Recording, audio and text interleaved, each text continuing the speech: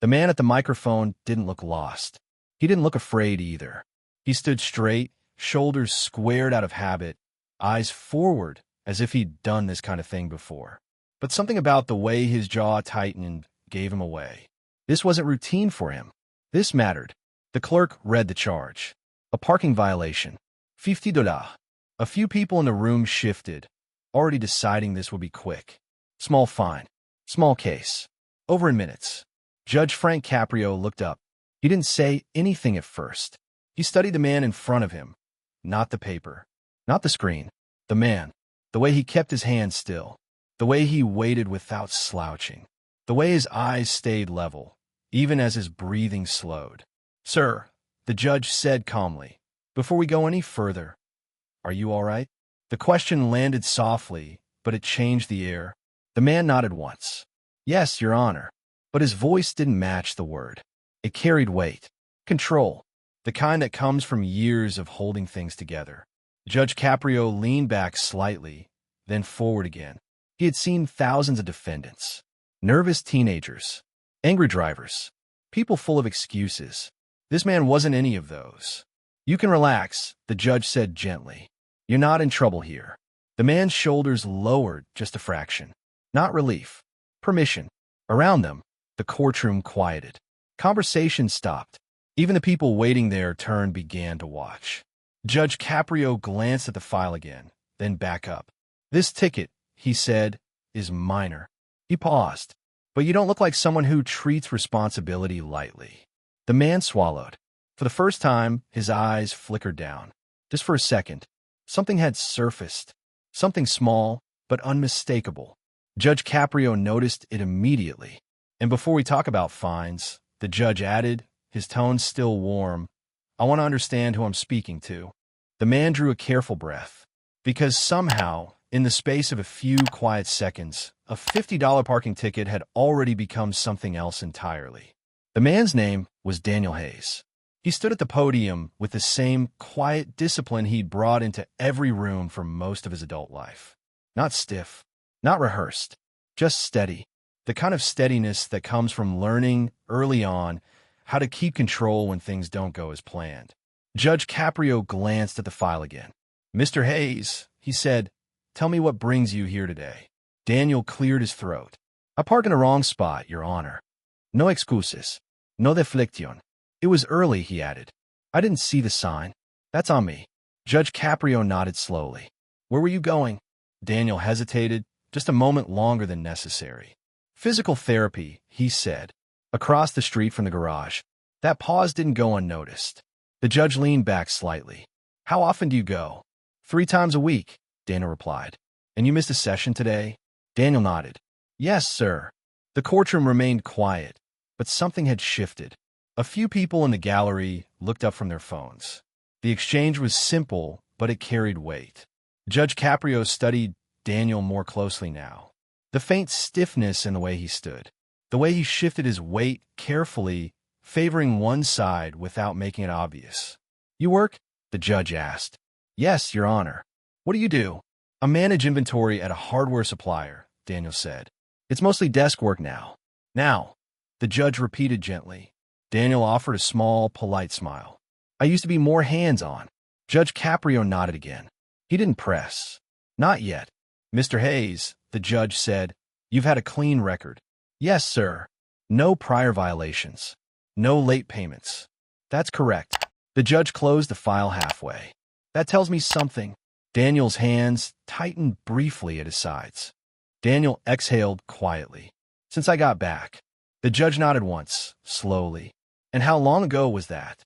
Daniel's eyes shifted, just briefly, as if checking an internal clock only he could see.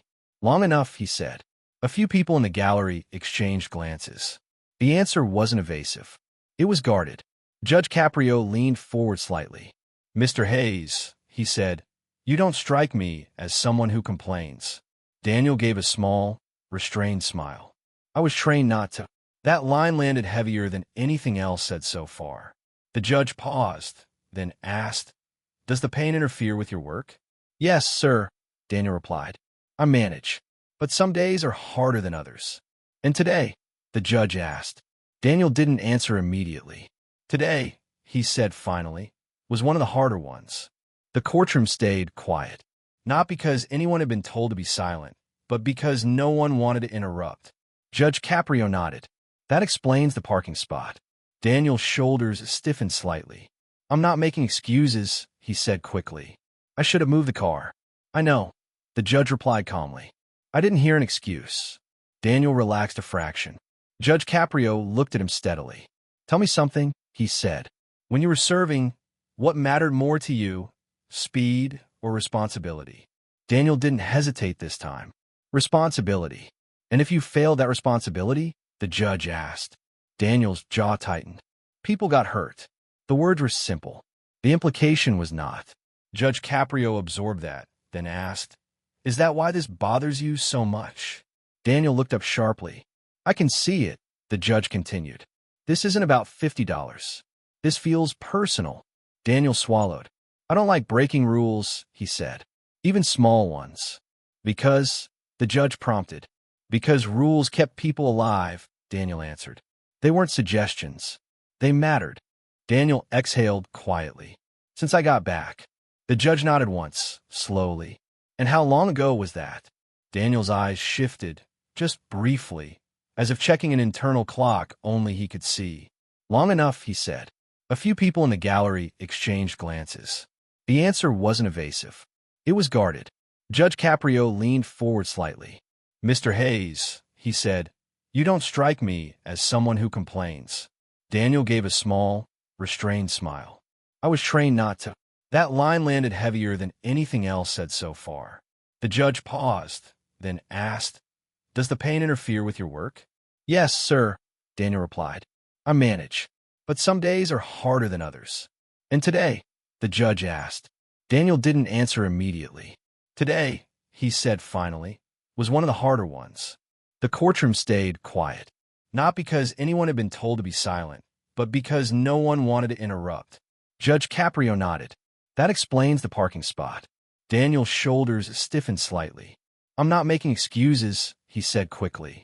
I should have moved the car. I know, the judge replied calmly. I didn't hear an excuse. Daniel relaxed a fraction. Judge Caprio looked at him steadily. Tell me something, he said. When you were serving, what mattered more to you, speed or responsibility? Daniel didn't hesitate this time. Responsibility. And if you failed that responsibility? The judge asked. Daniel's jaw tightened. People got hurt. The words were simple. The implication was not. Judge Caprio absorbed that, then asked, Is that why this bothers you so much? Daniel looked up sharply. I can see it, the judge continued. This isn't about $50. This feels personal. Daniel swallowed. I don't like breaking rules, he said, even small ones. Because, the judge prompted. Because rules kept people alive, Daniel answered. They weren't suggestions. They mattered. A murmur moved faintly through the room, quickly fading. Judge Caprio rested his hands on the bench. And when you came home? Daniel's gaze drifted downward. The rules changed, he said. But my head didn't. The judge nodded. That happens. Daniel looked up again. I try to do everything right, he said. Work, appointments, helping my daughter, staying out of trouble. He paused, then added, but some days my body reminds me that I don't get to decide everything anymore. Judge Caprio held his gaze. And that frustrates you? Yes, Daniel said, because it feels like letting someone down. Who? The judge asked. Daniel's answer came quietly. The people who didn't come back. The courtroom seemed to hold its breath. Judge Caprio did not rush the moment. Do you think they measure you by parking tickets? He asked gently. Daniel shook his head. No, sir. Then who does? The judge asked. Daniel didn't respond. Judge Caprio leaned back, thoughtful. Sometimes, he said, we hold ourselves to standards meant for survival, even after the danger is gone. Daniel's eyes glistened, though his voice stayed steady. I don't know how to turn that off. Judge Caprio nodded. That tells me something important. He glanced once more at the file, then closed it completely. Mr. Hayes, the judge said, before I decide what happens next, there's one thing I need to understand clearly. Daniel straightened instinctively. What you're carrying, the judge continued. Did it start with the injury, or with what came after? Daniel drew a careful breath. And in that moment, everyone in the courtroom sensed they were standing on the edge of something deeper than any fine or ruling. Daniel didn't answer right away. He stood still at the podium, eyes fixed on a spot just past the judge's bench, as if replaying something only he could see. When he finally spoke, his voice was quieter, stripped of the control he'd been holding on to. "It didn't start with the injury," he said. "That was just the part everyone could see." Judge Caprio didn't interrupt. He waited. "It started the night we were escorting supplies outside the base," Daniel continued. "Routine run. Same route we'd taken dozens of times." He paused, jaw tightening. "We never made it back the same way." The courtroom felt heavier, as if the air itself had slowed. "There was an explosion," Daniel said. "Not close enough to kill us. Close enough to change everything." He shifted his weight slightly, instinctively bracing himself. "I was thrown sideways," he went on. "Hit hard. Couldn't feel my leg at first. But that wasn't what stayed with me." Judge Caprio leaned forward, his expression fully attentive now. "It was the silence after," Daniel said. "The kind that tells you something's wrong before anyone says a word." He swallowed. "We lost 2 people that night. Guys I trained with, ate with, promised I'd watch out for." Daniel's voice cracked, just barely. "I came home," he said. "They didn't." The words settled heavily in the room. Judge Caprio nodded once, slowly. "And you've been carrying that ever since." Daniel didn't deny it. "Every day." The judge spoke gently. "Tell me how that shows up now." Daniel took a breath. "I wake up early. Always. I plan everything. I follow rules because it's the only way I know how to keep things from falling apart." He looked down briefly, then back up. "When I mess up," he said, "even something small, it feels bigger than it is. Like I failed something I promised I wouldn't." Judge Caprio rested his hands on the bench. "What promise?" Daniel hesitated, then answered honestly. "That I'd live in a way that makes it mean something." The courtroom was completely silent. Judge Caprio stood from his chair. Not abruptly, not for effect. He rose slowly, deliberately, until he was fully upright behind the bench. Every movement was calm, measured. Daniel straightened instinctively, unsure why his chest tightened. Judge Caprio stepped out from behind the bench. People noticed. Chairs creaked softly as heads lifted. Even the clerk froze, pen hovering above the paper. The judge stopped a few feet in front of Daniel. "Mr. Hayes," Judge Caprio said, his voice steady. "I've seen many cases in this courtroom." He met Daniel's eyes. "I've seen people ask for mercy," the judge continued. "I've seen people deny responsibility. I've seen people try to explain their way out of trouble." He paused. "What I see in front of me now is someone who has carried responsibility longer than most." Daniel's breath caught. Judge Caprio straightened his posture. And then, without saying another word, Judge Frank Caprio raised his hand. He saluted. It was precise, controlled, full of intention. Not dramatic, not rushed. A gesture of respect, offered quietly, without spectacle. Daniel froze. For a split second, disbelief crossed his face. Then instinct took over. He stood straighter, pain forgotten, and returned the salute. His hand shook slightly, but it rose without hesitation. The courtroom stood still. In that moment, the judge was no longer just an authority behind a bench. And Daniel was no longer a man standing over a parking ticket. There were 2 people connected by something deeper than law. And everyone in the room understood they were witnessing a moment that would never be forgotten. Judge Caprio lowered his hand first. He didn't move right away. He allowed the moment to settle, not just for Daniel, but for everyone in the room. When he finally stepped back toward the bench, the courtroom felt quieter than before, as if something important had been acknowledged and carefully set down. "Mr. Hayes," the judge said, taking his seat, "thank you for your service." Daniel nodded, his throat tight. "Thank you, Your Honor." Judge Caprio opened the file again, though his tone made it clear the paper no longer held the weight of the decision. "This citation is for a parking violation," he said. $50. No prior offenses. No attempt to avoid responsibility. He looked up. "By the strict letter of the law, this is a simple case."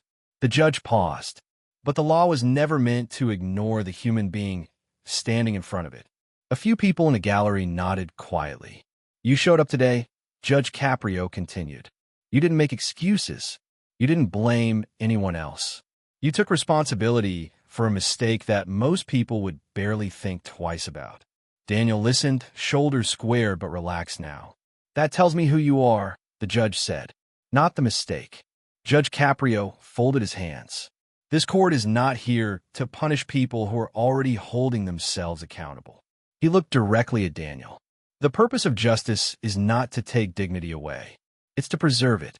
The judge closed the file. This ticket is dismissed. A soft reaction moved through the courtroom, restrained but unmistakable. Judge Caprio raised his hand slightly, not to silence anyone, but to keep the focus where it belonged. This dismissal is not a favor, he said. It's recognition. Daniel's eyes filled, though he remained composed. You carried responsibility when it mattered most, the judge continued. And you're still carrying it now, even when no one is asking you to. Daniel swallowed. I just try to do what's right, he said quietly. Judge Caprio nodded. That's clear. He leaned forward one last time. There's something I want you to remember, the judge said. You honored your commitment then. You don't need to punish yourself now to prove it still counts. Daniel met his gaze. Living your life, the judge added, is not letting anyone down. Daniel stood slowly. This time, his movements felt lighter, steadier. Thank you, he said again, for seeing me. Judge Caprio offered a small, warm smile. That's my job. Daniel turned toward the exit. Before he reached the door, he paused briefly, then continued on, leaving behind a courtroom that felt changed in a way no ruling could fully explain. The next case was called, but for everyone who had witnessed what just happened, justice had already spoken. The courtroom moved on, as it always does. Another name, another case, another file placed on the bench. But something lingered. Those who had been there that day didn't talk much as they left. They carried the moment with them quietly, the way you carry something you don't want to disturb. Because what happened wasn't about a parking ticket. It was about recognition. A reminder that justice isn't only measured in fines or rulings, but in the way a person is seen, in the pause before a decision, in the respect shown when it's least expected. Judge Caprio returned to his work with the same calm focus he'd shown for decades. But one image stayed with everyone who witnessed it. The salute. Not loud, not for attention, just a simple gesture that said more than words ever could. That service doesn't end when a uniform comes off. That responsibility doesn't disappear when the battle is over. And that dignity, once earned, deserves to be honored. Daniel didn't leave with applause or praise. He left with something far more meaningful. He left knowing that his effort mattered, that his sacrifices were seen, that he didn't have to carry everything alone. If this story resonated with you, take a moment to think about the people around you who move through life quietly, doing the right thing without recognition. The ones who follow rules not out of fear, but out of principle. And if stories like this remind you that fairness and compassion still belong in our world, you're in the right place. Like the video, if moments of real justice matter to you. Subscribe to support stories that honor humanity. And share your thoughts in the comments. Sometimes, the smallest cases reveal the biggest truths. Thank you for watching.